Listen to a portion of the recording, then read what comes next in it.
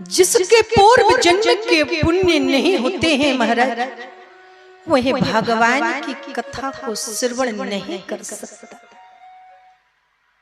पहली बात तो आ ही नहीं पाएगा यहाँ तक, और आ भी गया ना तो उसका मन ही कथा में नहीं लगेगा। कभी घुटने दर्द करेंगे, कभी महाराज कमर में दर्द होगा। क्यों? क्योंकि जो उसने पाप किया है पिछले जन्म में, वह पाप कहता है अरे मानव, अगर तूने भगवान की कथा को सुन लिया तो मुझे तुझे छोड़ करके जाना पड़ेगा, और मैं तुझे छोड़ना नहीं चाहता हूँ। इसलिए कभी घुटनों में दर्द होगा महाराज, कभी कमर में होगा, पर जो भगवान का कथा का सच्चा रसिक होगा महाराज, वो कहेगा चाहे मेरे सारे शरीर में दर्द कर दो, पर जब तक भगवान की कथा का आज का विराम नहीं हो जाता तब तक मैं यहाँ से जाने वाला नहीं। मैया सती ने कथा को श्रवण नहीं किया, परिणाम ये हुआ कि सती की देह का त्याग करना पड़ा। संक्षेप में वर्णन कर रही, आगे बढ़ूंगी। पर्वतराज हिमालय के यहाँ पार्वती के रूप में जन्म लिया और नारद जी के उपदेश के अनुसार तपस्या करने के लिए चले। उसी समय एक तारक नाम का असुर हुआ। रामचरितमानस में प्रातः स्मरणीय पूज्य पाद बाबा गोस्वामी तुलसीदास जी महाराज लिखते हैं कि तारे के असुर भाइयों ते काला तारे के असुर भाइयों ते काला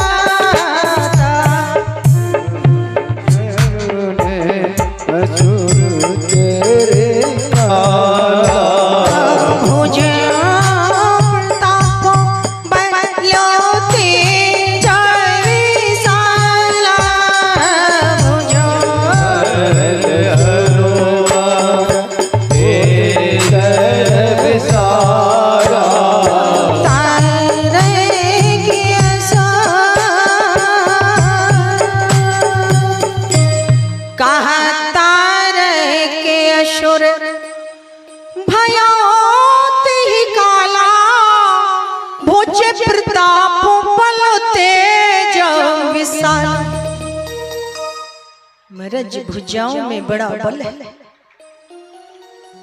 उसके अंदर बड़ा तेज है, देवता भयभीत है।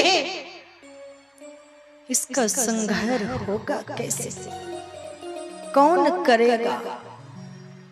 कहा इसका संहार तो एक ही कर सकते हैं।